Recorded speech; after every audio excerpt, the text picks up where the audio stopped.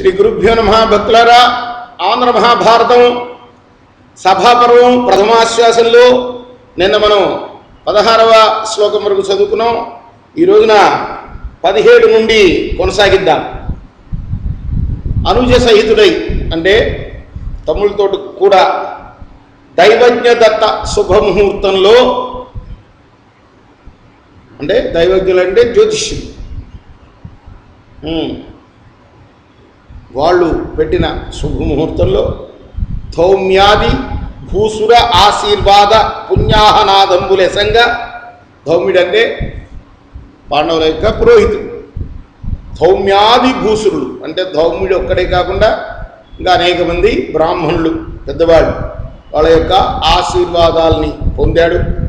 పుణ్యవచనాలు పలికారు. వాళ్ళు సభా ప్రవేశం చేశారు. అంటే గృహప్రవేశం అన్నమాట. ఇది శంకుస్థాపన ఎవరు చేశారు? మయుడు రాక్షసుడు చేశాడు దీనికి శంకుస్థాపన. రాక్షసుల్లో ఒక విశ్వకర్మ ఉన్నాడు, అంటే శిల్పి. అతన్ని రక్షిస్తాడు అర్జునుడు ఒక సందర్భంగా ఆ అడవిలో తగలబడకుండా. దానికి కృతజ్ఞతగా మయుడు ధర్మరాజుకి అర్జునుడికి ఏదన్నా ఒక గొప్ప పని చేసి పెట్టాలి వాళ్ళకి కృతజ్ఞతగా అనుకొని, నేను ఇది చేస్తాను అని చెప్పి వెళ్తాడు. నిన్న ఘట్టం చదువుకున్నాం. మయుడు ఎక్కడికి వెళ్తాడు? హిమాలయాల మీదకి వెళ్తాడు. ఇక్కడ బిందు సరోవరం అనే ఒక సరస్సు దగ్గర నిర్మాణానికి కూర్చుంటాడనమాట. అక్కడి నుంచి పట్టుకొస్తాడు తయారు చేసి. 8,000 మంది రాక్షసులంట, అంతమంది ఎత్తుకొని వచ్చారు ఆ దాన్ని. అంటే ఇవాళ రేపు మనం కన్స్ట్రక్షన్స్ పెద్ద పెద్ద బ్రిడ్జిలు జరుగుతుంటే పెద్ద పెద్ద అవన్నీ కూడా ఎక్కడో తయారు చేసి పట్టుకొచ్చి అసెంబుల్ చేస్తుంటారు. అలా ఆ రోజుల్లో కూడా ఆ శిల్పులు అలా చేశారనమాట.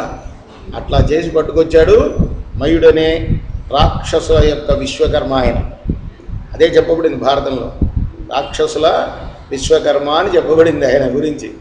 అంటే ఆయన ఒక శిల్పి అనమాట. ఇంద్రప్రస్థ నగరాన్ని ఇంద్రుడు ఆదేశించగా ఎవరు నిర్మించాడు? దేవతల శిల్పి అయిన విశ్వకర్మ నిర్మించాడు ఇంద్రప్రస్థ నగరాన్ని. అందుకోసం ఇంద్రప్రస్థం అని పేరు దాన్ని. ఇప్పుడు ఈ సభా ప్రాంగణాన్ని, అంటే ఈయనకి గృహాన్ని నిర్మించి ఇచ్చాడు. మంచి క్వార్టర్స్ అందులోనే, సభ తీర్చేది అందులోనే, అన్నీ ఆయన ధర్మరాజుకి అర్జునుడికి కృతజ్ఞతగా. దాన్ని మయసభ, అతని పేరుతో మయసభగా అది పేరు.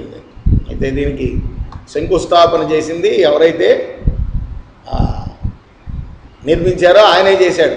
పూజాది, భూమి పూజ అది అక్కడ తయారు చేసేటప్పుడు మా బాబా కూడా అదే చెప్తారు. అది మన పని కాదురా, మేస్త్రి చేస్తాడు. కొబ్బరికాయ మేస్త్రి కొట్టేస్తాడులే ప్రారంభం. ఇప్పుడు మనం చూసుకుండే ద్వారకామాయికి పూజ చేసింది, భూమి పూజ చేసింది మేస్త్రియే. అట్లనే దీనికి కూడా మయసభకి కూడా శంకుస్థాపన చేసింది ఆ విశ్వకర్మ, ఎవరైతే నిర్మించారో అతను. ఆ తర్వాత ఆయన ఆ 8,000 రాక్షసులతో మోయించుకొచ్చి ఇక్కడ ఇంద్రప్రస్థ నగరానికి తెచ్చాడు. తెచ్చిన తర్వాత తమ్ములతో సహా దానిలో గృహప్రవేశం చేశాడు. దైవజ్ఞులు పెట్టిన, అంటే జ్యోతిష్యులు, పంచాంగకర్తల్ని జ్యోతిష్యులు అంటారు, వాళ్ళు పెట్టిన ముహూర్తానికి పురోహితులైన ధౌమ్యుడు మొదలైన బ్రాహ్మణులందరూ కూడా ఆశీర్వదిస్తుండగా పుణ్యావచనం చేసి అందులో సభా ప్రవేశం చేశాడు. మంచిగా భూరి భూసుర సమాజము నెల్లను భక్తితోడ పూజించి అభీష్ట దానములు చేసి ధనార్థుల తనిపి. చూడండి, మనం ఇప్పుడు చేసే పనులే ఇవన్నీ కూడా భారతంలో నుంచి వచ్చిన సంప్రదాయాలే. ఏదైనా ఆచారం మనం పాటించాలి అంటే మనకు తెలియకపోతే భారతం చూడమని చెప్తారు పెద్దలు. భారతంలో ఏం చేశారో అది.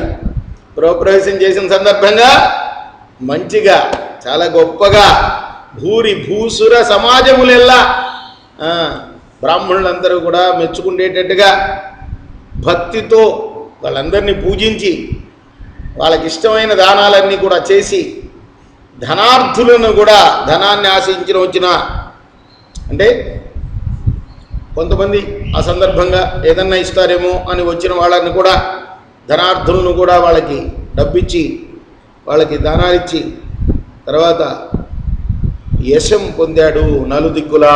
ఆ సందర్భంగా బంధువులందరికీ కూడా ప్రేమతో తన ఐశ్వర్యం ప్రకాశించేటట్లుగా అంటే ఏంటి, ఆయన తాహతకు తగినట్టుగా బ్రహ్మాండమైన భోగాలు అనుభవించాడు. ధర్మరాజు కూడా మామూలుగా కాదు, రాజ్యం చేకూరిన తర్వాత చాలా భోగాలు అనుభవించాడు ఆయన కూడా.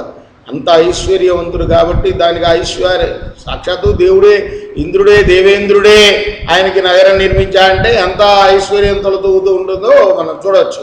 దానికి తగ్గట్లా బంధువులందరినీ కూడా సత్కరించాడు. ఇప్పుడు మన ఇంటికి ఎవరన్నా బంధువులు వస్తే గృహప్రవేశానికి వాళ్ళకి చీరలు అవన్నీ పెడుతూ ఉంటాం కదా, బట్టలు అవన్నీ పెడతాం. అలా ఆ విధంగా వాళ్ళందరూ కూడా మెచ్చుకునేటట్టుగా బంధువులందరికీ ఆనందం కలిగేటట్లుగా సత్కరించాడు ఆయన. బంధువులకు అయ్యారు తను హృదయ ప్రియంబుగా వించే విభూతి ఏర్పడ పవిత్రుడు ధర్మసుతుండు నిర్మితో తదనంతరమున మత మాతంగ తురంగ కాంచల సన్మానిక్య కానిక్య సంపదలో లింగురి వచ్చి ఇచ్చి ముదమొప్పంగాంచి సేవించి అయ్యుదయాస్తాచల సేతు చీతనగా మధ్యోర్వీపతులు సంతతాప్యుదయును ధర్మజుదు తత్సభాస్థితు జగత్పూర్ణ ప్రతాపోదయును. ఆ తర్వాత ఇంకా సామంతరాజులందరూ వచ్చారు. ఈ గృహప్రవేశం సందర్భంగా సభా ప్రాంగణాన్ని నిర్మించారు కాబట్టి సామంతరాజులందరూ కూడా వచ్చారు. వచ్చి ఎంతో గొప్పగా కొలుచుకున్నారు. ధర్మనందుని దర్శించుకొని ఆయనకి కానుకలు మాణిక్యాలు అవన్నీ కూడా ఇచ్చి ఆయన్ని సత్కరించుకున్నారు సామంతరాజులు. అంతేకాక ఇంకా మరియును సుబల మార్కండేయ సునక మౌంజాయన మాండవ్య శాండిల్య మందపాల భగదాభ్యరైభ్యగా బాలుకి చతుకన్న గౌతమ కౌశిక గంధకుత్స.